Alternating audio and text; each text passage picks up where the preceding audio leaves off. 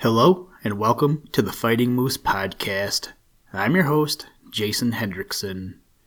This is a podcast where I retell stories, some fictional and some historical, that can be enjoyed by people of all ages.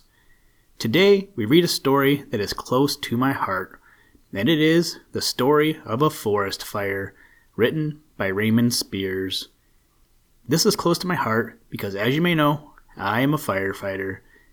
There was a time in about 2013 or so when I was in the process of becoming a wildland firefighter. I took a physical agility test, did my online training, and went to a training weekend, but sadly that didn't pan out because the program was shut down.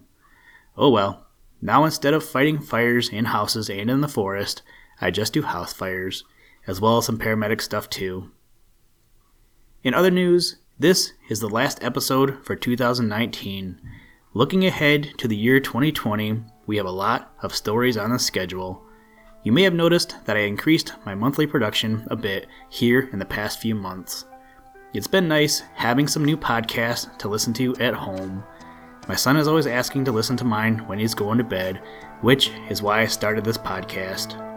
He enjoyed the last one about Johnny Appleseed, and I hope you did too. Happy New Year to you and your family, and as I always like to say at this time of year, see you next year. Now, let's turn to today's story. I hope you enjoy. Let's begin.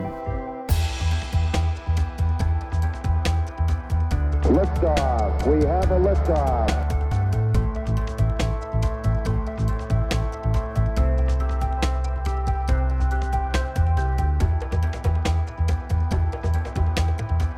Choose to go to the moon in this decade and do the other things, not because they are easy, but because they are hard.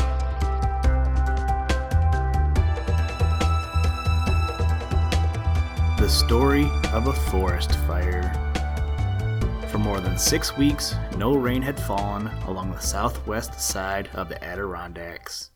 The ground was parched. In every direction from Seabury Settlement, fires had been burning through the forest, but as yet the valley of the West Canada had escaped.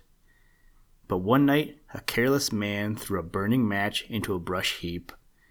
When morning came, the west wind blowing up the valley was ash-laden and warm with a fire that was coming eastward toward the settlement in a line a mile wide.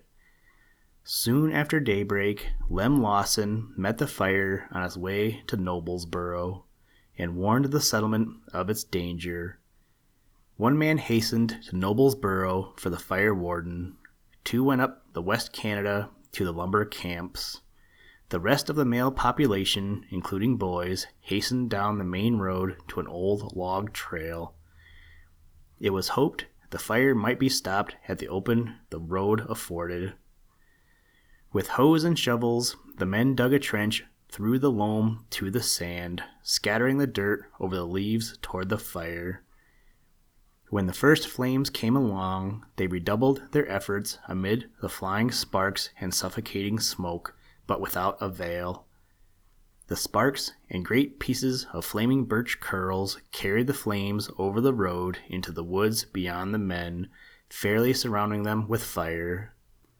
The men could only go before it, pausing now and then to throw dirt on a spark. Those who lived in the settlement glanced from side to side, wondering if the fire would cross the brook, where they now determined to make another and the last possible stand. The settlement was built along the brink of a steep side hill. The bed of the stream was only a few feet wide, chiefly sandbar and dry boulders at this time.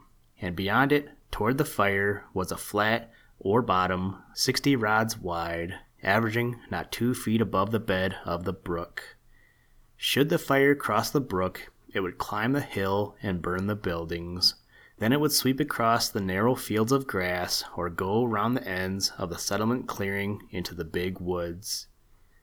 One of the firefighters was Will Borson, son of the man who had thrown the match. And as he fought with his hoe along the road, he heard the men on each side of him cursing his father by name for his carelessness. More than once these men turned on Will and told him he ought to put that fire out, since his father was to blame for it. Will did his best. Sparks burned holes in his shirt.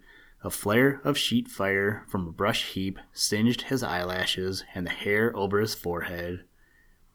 When old Ike Frazier cried out, "It's no use here anymore, boys," Will was the last one to duck his head and run for the road up the creek to the settlement.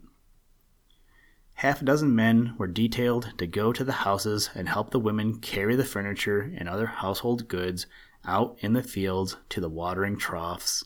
The rest hastened to the brook and scattered along it, and threw water on the brush at the edge, hoping the flames would be deadened when they came.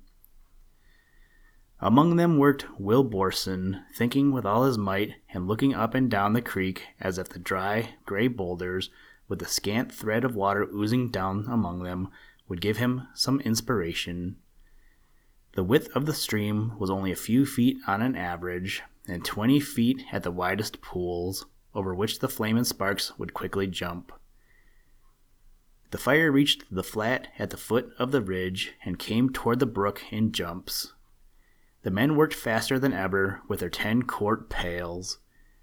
Old Ike Frazier glanced up the stream and saw Will leaning on his hoe handle doing nothing. "Hi there!" yelled the man. "Get to work!"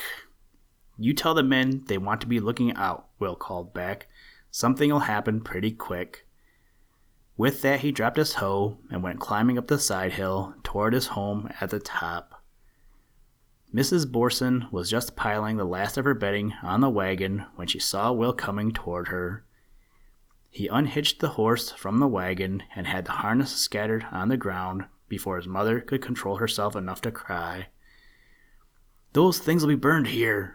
What are you taking the horse for? We... Then she sank to the ground and cried, while Will's younger brothers and sisters joined in. Will did not stop to say anything, but leaped to the back of the horse, and away he went up the road, to the amazement of those who were taking their goods from the houses. But he was soon in the woods above the settlement and out of sight of everyone. He was headed for the dam. He had thought to open the little sluice at the bottom of it, which would add to the volume of the water in the stream, raise it a foot perhaps. He reached the dam and, prying at the gate, opened the way. A stream of water, 2 feet square, shot from the bottom of the dam and went sloshing down among the rocks. "That water'll help a lot," he thought. Then he heard the roar of the fire down the brook and saw a huge, dull, brick-colored flash as a big hemlock went up in flame. The amount of water gushing from the gate of the dam seemed suddenly small and useless. It would not fill the brook bed. In a little shanty a few hundred yards away were the quarrying tools used in getting out the stone for the Carden house. To this Will ran with all his speed. With an old axe that was behind the shanty, he broke down the door. Inside, he picked up a full 12-pound box of dynamite and bored a hole the size of his finger into one side. Then, with a fuse and cap in one hand and the box under his arm, he hurried back to the dam. He climbed down the ladder to the bottom of the dam and, fixing the fuse to the cap, ran it into the hole he had bored till it was well among the sawdust and sticks of dynamite. He cut the fuse to 2 minutes' length and carried the box back among the big key logs that held the dam. He was soon ready. He jammed the box under water among beams where it would stick. A match started the fuse going, and then Will climbed the ladder and ran for safety. In a few moments the explosion came. Will heard the beams in the gorge tumbling as the dam gave way, and the water behind was freed. Away it went, washing and pounding down the narrow ravine toward the low bottom. The firefighters heard the explosion and paused, wondering to listen. The next instant the roar of the water came to their ears, and the tremble caused by logs and boulders rolling with the flood was felt. Then every man understood what was done, for they had been log drivers all their lives, and knew the signs of a loosed sluice gate or of a broken jam. They climbed the steep bank toward the buildings to be above the flood line, yelling warnings that were half cheers. In a few moments, the water was below the mouth of the gorge, and then it rushed over the low west bank of the brook and spread out on the wide flat where the fire was raging. For a minute, clouds of steam and loud hissing marked the progress of the wave, and then the brush heaps from edge to edge of the valley bottom were covered and the fire was drowned. The fires left in the trees above the high water mark and the flames back on the ridge still thrust and flared, but were unable to cross the wide, wet flood belt. The settlement and the big woods beyond were saved.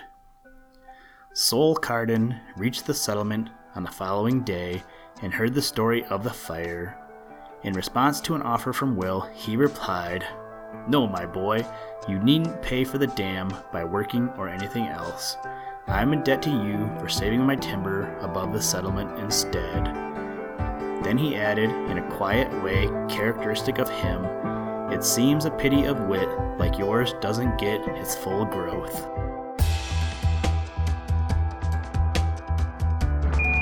Houston, Tranquility Base here. The Eagle has landed.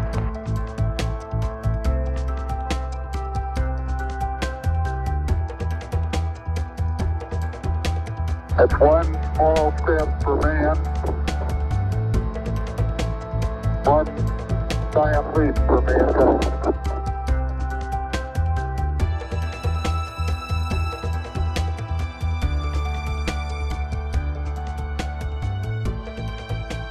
Thank you for listening to this episode of the Fighting Moose podcast. Please join us next time as we read another exciting story. Today's music was provided by the artist Analog by Nature, and the audio clips were provided from NASA. For more information to download and or listen to audio or materials from all our recordings, or to contact us, please visit www.thefightingmoose.com, or you can follow the links in the show notes. And as always, try and do a random act of kindness every day. Mission complete, Houston. After serving the world for over 30 years, the space shuttle's earned its place in history, and it's come to a final stop.